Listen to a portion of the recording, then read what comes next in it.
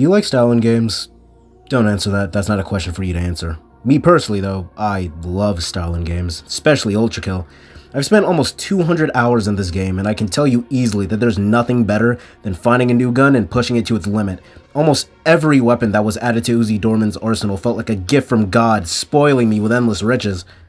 But what if we just didn't care about that?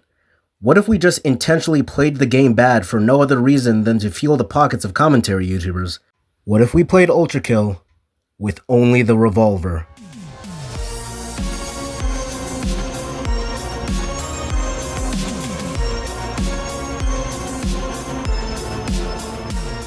Before we actually begin the challenge, let's get to the rules. I am only allowed to use the piercer along with the marksman pistol. Before you complain and say that this run is automatically void, I cannot play Ultrakill without coins. Please, cut me some slack. To regulate this, I'll use the slab marksman, since honestly, that's just something Mayo would do. Second rule, the run ends when I beat Castlevania. This isn't really a rule, it's just something I wanted to do. I have a very limited schedule, and this video is probably going to be very taxing on that, so I want to make it short while still getting the job done. Anyway, besides that, anything else I can use to my advantage is pretty much fair game, so let's get to the video.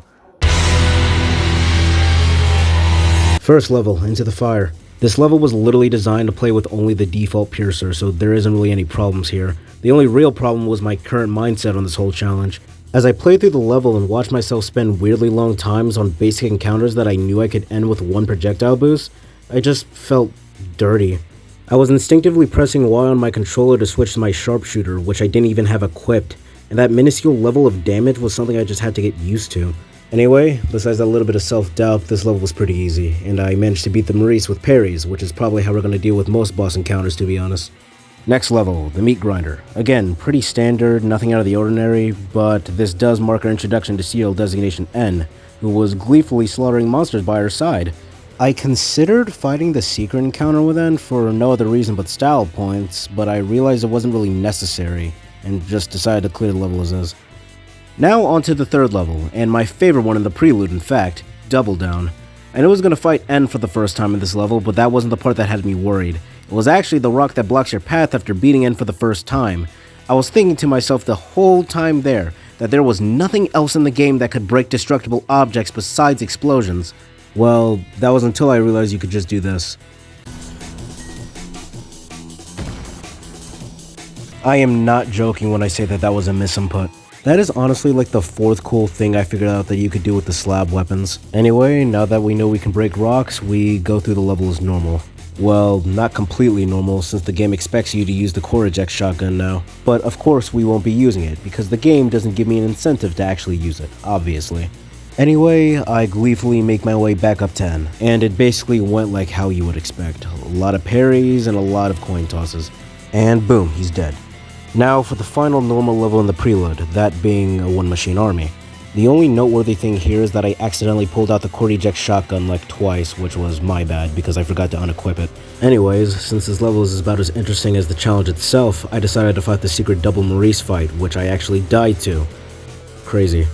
Besides that little hiccup, this level was fine. It's literally 2 rooms in one hallway, which kinda begs the question, why does this level even exist? This is literally the most nothing burger level in Ultrakill. It feels like genuine anime filler. Alright, now we're on for a real boss now. I make sure to unequip the core eject since we're not here to have fun and instead talk about this game in bad faith like any person under a condiment before getting to the gate to fight the Cerberus. First thing that was noteworthy was that this was kind of hectic.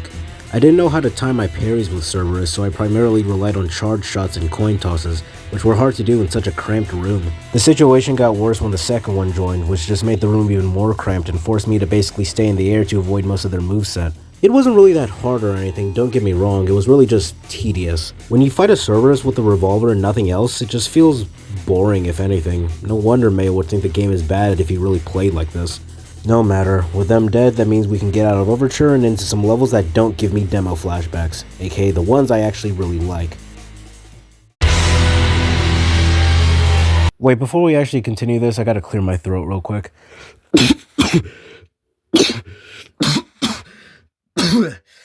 Alright, that's better, continue. Alright, let's start with the good news. For one, my mic isn't in the garbage anymore, and for two, we're finally onto some of my favorite levels in the game to replay. The bad news is what the game demands you to do by now. You see, by now in the game, you're expected to begin experimenting using the core eject and pump shotgun, which we obviously can't do due to the challenge at hand, which means encounters that are made for high amounts of explosions become tedious. But that's barely even an obstacle, for the true reason for coming here is to do the namesake of the show, and finally, murder drones.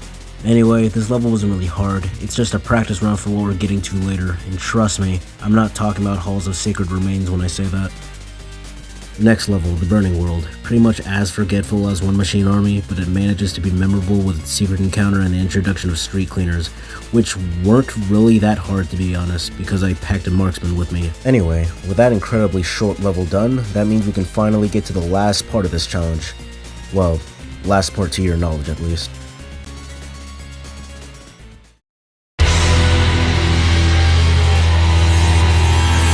Would you believe me if I told you this was my favorite level to do in the challenge? Because this was definitely my favorite level to do in the challenge. It wasn't that hard and it wasn't that easy, and it just had a perfect blend to it that I didn't expect with a freaking piercer and marksman. Each parry felt rewarding, and each shot I got with my marksman just felt euphoric. Is that the right word to use? Euphoric? I don't even know. Anyway, Castlevania was just Castlevania, and I freaking loved it to be honest. I don't know how, but a stupid challenge where I only used the piercer and the marksman made me appreciate my favorite level even more than I already did. The enemy placement, the specific hordes of filth to ground pound into the ground, I can make an entire video glazing how good Halls of Sacred Remains is. And to be honest, I can even say that this might be a good level to try this challenge out on. Do it, right now if you can. Go on Ultrakill and play Halls of Sacred Remains with just the piercer and the slab marksman. It actually feels really good. Anyway, considering the fact I felt this was too easy, I decided to fight Enz and Brett Cousins to see if they would have posed a threat. Which they did, I'll give them that. I probably almost died like 4 times during this whole fight. But of course, I came out on top because I'm better than 2 DMC references. Anyway, after that, I got to the Hideous Mass. It wasn't really that hard, I killed it with the slab revolver as a joke on Cybergrind, so I'm good.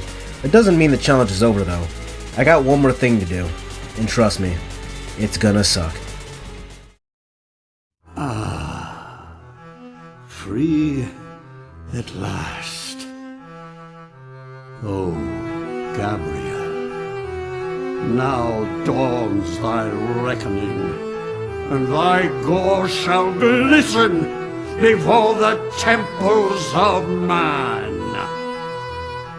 Creature of steel, my gratitude upon thee for my freedom. But the crimes thy kind have committed against humanity are not forgotten, and thy punishment is death. Yep, that's right. I'm fighting Tessa Prime with nothing but a marksman and a piercer. Do I love my life? No, I don't. How did you guess? I died to this creature at least over 17 times. I don't even know. I lost count. That's how hard this was. I didn't even know this beast could combo this many moves together. I only beat him on standard mode. You might think I'm being hyperbolic, but when someone tries to knock back you into an uppercut into a hammer fist, you know you're fighting a real one. Also, for your knowledge, I have never beaten this thing on Violent before. This isn't the first time I've ever beaten him on Violence, and I was shooketh. I didn't even know if I could do this. I thought I had to switch difficulties off camera. This was literally 11 straight minutes of me getting the worst form of African American discipline. Like, look what he just did there. He knocked me back into a judgment. What sort of absolute solver bullcrap possesses an AI to do that? There is no reason why this AI should be using Street Fighter level combos on me. So you might be wondering, did I lose? Huh, you're not getting that information that easily out of me. You're gonna have to watch me struggle to see the result. Now peep the gameplay.